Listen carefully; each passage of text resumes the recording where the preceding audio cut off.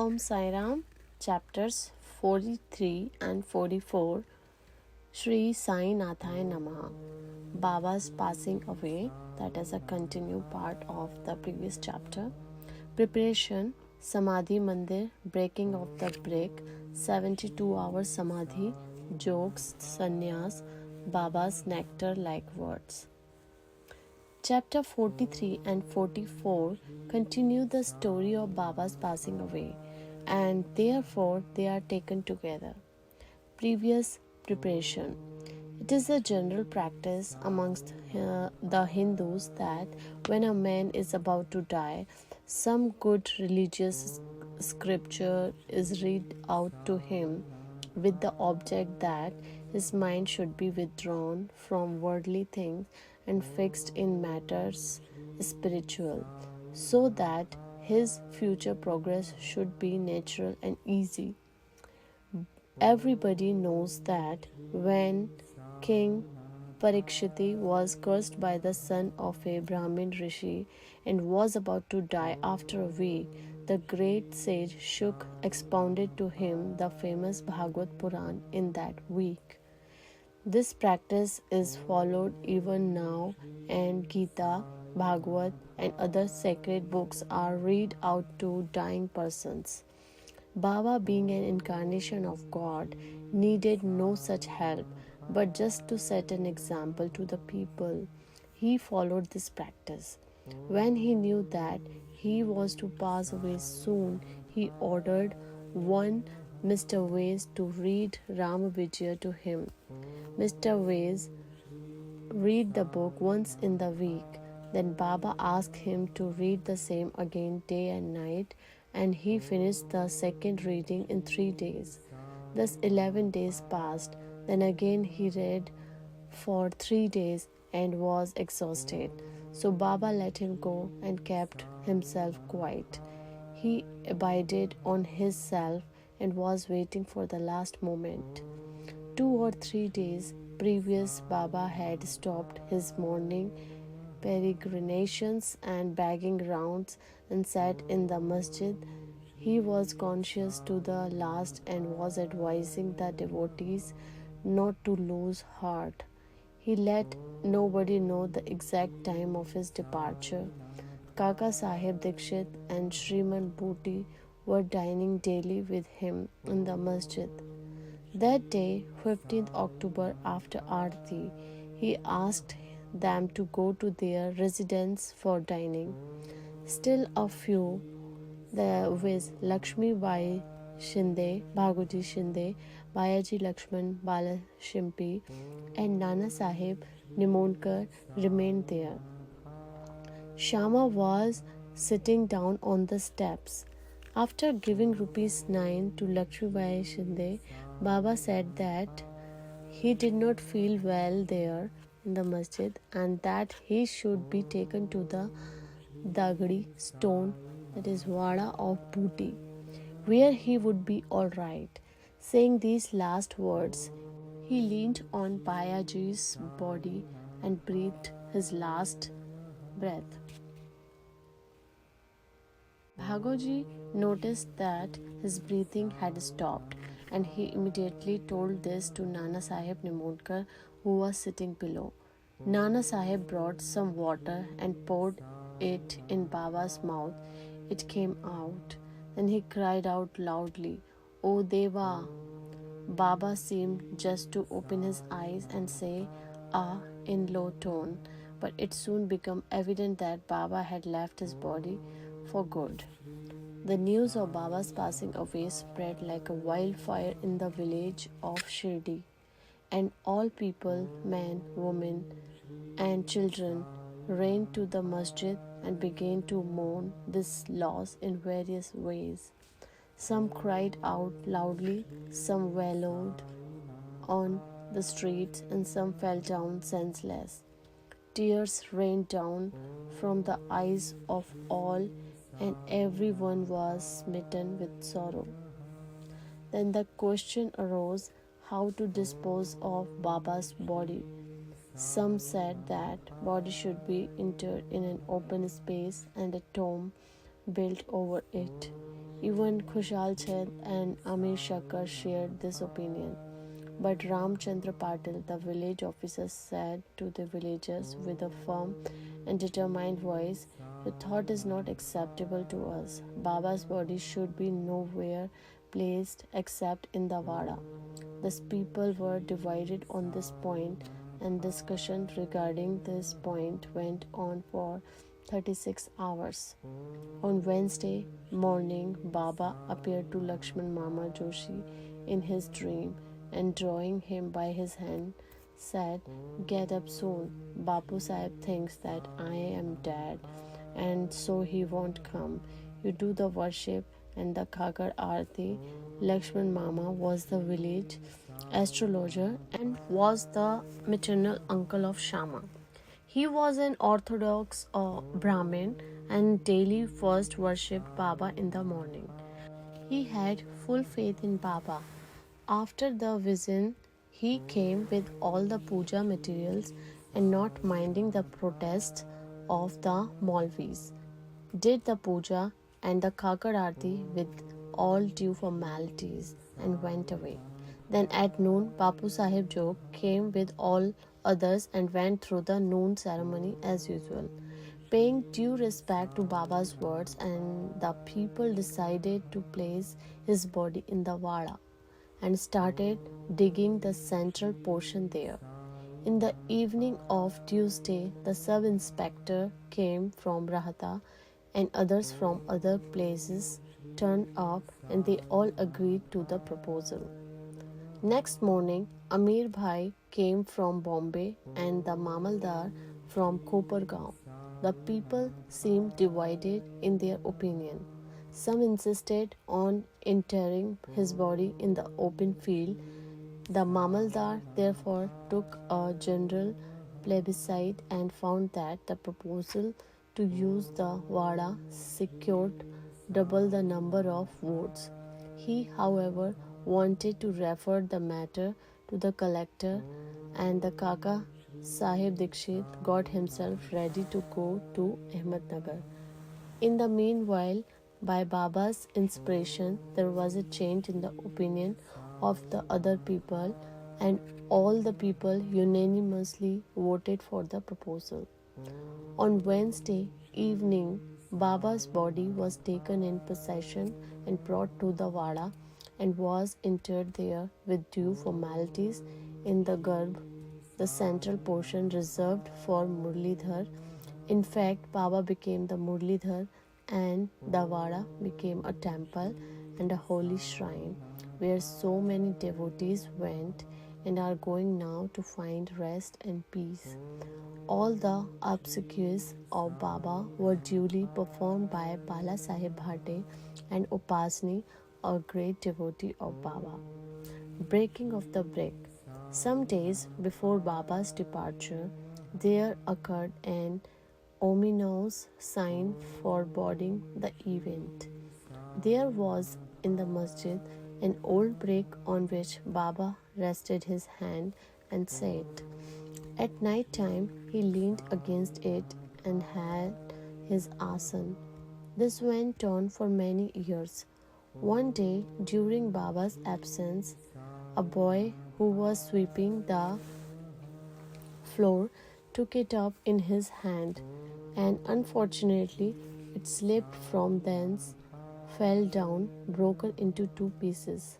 When Baba came to know about this, he bemoaned its loss, crying, "It's not the brick, but my fate that has been broken into pieces. It was my lifelong companion. With it, I always meditated on the self. It was as dear to me as my life. It has left me today." Some may raise here a question: why should Baba express this sorrow for such an inanimate thing as a brick? To this, Hamad Pant replies that saints incarnate in this world with the express mission of saving the poor, helpless people, and when they embody themselves and mix and act with the people, they act like them. Outwardly laugh, play, and cry like all other people, but inwardly they are wide awake to their duties and mission. 72 hours Samadhi. 32 years before this, that is in 1886 AD, Baba made an attempt to cross the border line. On a Purnima day, Baba suffered from a severe attack of asthma. To get rid of it, Baba decided to take his prana high up and go into Samadhi. He said to Bhagat Mahalsapati, "Protect my body for 3 days. If I return, it will be all right if I do not bury my body in that open land and fix 2 flags there as a mark." Saying this, Baba fell down at about 10 pm. His breathing stopped, as well as his pulse. It seemed as if his prana left the body.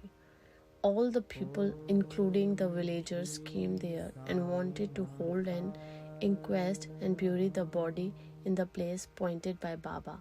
But Mahalsapati prevented this.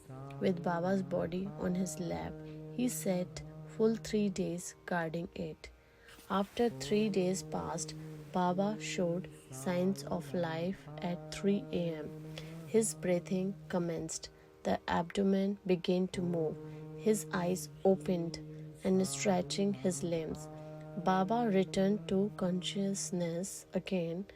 From this and other accounts, let the reader consider whether Sai Baba was the 3.5 cubits body that he occupied for some years and that he left thereafter, or he was the self inside. The body, composed of the 5 elements, is perishable and transient, but the self within is the thing, absolute reality, which is immortal and intransient. The pure being, consciousness or Brahma, the ruler and controller of the senses and mind, is the thing, sign. This pervades all things in the universe. There is no space without it. For fulfilling his mission, he assumed the body, and after it was fulfilled, he threw away the body, the finite aspect, and assumed his infinite aspect. Sai ever lives, as also the previous incarnation of God Datta, Shri Narsimha Saraswati of Gangapur. His passing away is only an outward aspect, but really he pervades all animate and inanimate things and is their inner controller and ruler. This can be and is even now experienced by many who surrender themselves completely to him and worship him with wholehearted devotion. Though it is not possible for us to see Baba's form now, still, if we go to Shirdi, we shall find his beautiful life-like portrait adorning the masjid. This has been drawn by Shamrao Jaikar, a famous artist and well-known devotee of Baba. To an imaginative and devout spectator, this portrait can give even today the satisfaction of taking Baba's darshan. Though Baba has no body now, he lives there and everywhere and will affect the welfare of the devotees even now as he was doing before when he was embodied. Saints like Baba never die. Though they look like men, they are in reality God himself. Bapu Sahib Jog Sannyas. Hemat Pant closes this chapter with the account of Jog's sannyas. Sakharam Hari alias Bapu Sahib Jog was the uncle of the famous Varkari Vishnu Bhua Jog of Pune. After his retirement from government service, he was a supervisor in the PW department. In 1909 AD, he came and lived in Shri with his wife. He had no issue. Both husband and wife loved Baba and spent all their time in worshipping and serving Baba. After Megha's death, Bapu Sahib Jog daily did the Aarti ceremony in the masjid and Chavri till Baba's Mahasamadhi. He was also entrusted with the work of reading and explaining Janeshwari and Eknathi Bhagwat in Sateswada to the audience. After serving for many years, Jog asked Baba, I have served you so long. My mind is not yet calm and composed. How is it that my contact with saints has not improved me? When will you bless me? Hearing the Bhakta's prayer, Baba replied, in due time, your bad actions, their fruit or result, will be destroyed. Your merits and demerits will be reduced to ashes, and I shall consider you blessed when you will renounce all attachments, conquer lust and palate, and get rid of all impediments. Serve God wholeheartedly and resort to the begging bowl. After some time, Baba's words came true. His wife predeceased him, and as he had no other attachment, he became free and accepted sannyas before his death and realized the goal of his life. Baba's nectar like words. The kind and merciful Sai Baba said many a time the following sweet words in the masjid. He who loves me most always sees me. The whole world is desolate to him without me. He tells no stories but mine. He ceaselessly meditates upon me and always chants my name. I feel indebted to him who surrenders himself completely to me and ever remembers me. I shall repay his debt by giving him salvation. I am dependent on him who thinks and hungers after me, who does not eat anything without first offering it to me. He who thus comes to me becomes one with me, just as a river gets to the sea and becomes merged with it. So, leaving out pride and egoism, and with no trace of them, you should surrender yourself to me, who am seated in your heart. Who is this me? Sai Baba expounded many a time. Who is this me? He said, you need not go far or anywhere in search of me, bearing your name and form. There exists in you, as well as in all beings, a sense of being or consciousness of existence that is myself. Knowing this, you see me inside yourself as well as in all beings. If you practice this, you will realize all pervasiveness and thus attain oneness with me. Hematpan therefore makes a bow to the readers and requests them humbly and lovingly that they should love and respect all gods, saints, and devotees. Has not Baba often said, he who carps and cavils at others pierces me in the heart and injures me, but he that suffers and endures pleases me most. Baba thus pervades all beings and creatures and besets them on all sides. He likes nothing but love to all beings. Such nectar, pure, auspicious ambrosia, always flowed from Baba's lips. He therefore concludes, those who lovingly sing Baba's fame and those who hear the same with devotion, both become one with Sai. Om Namo Shri Sai Nathaya Namaha. End of chapters 43 and 44. Bow to Shri Sai, peace be to all. Om Sai Ram.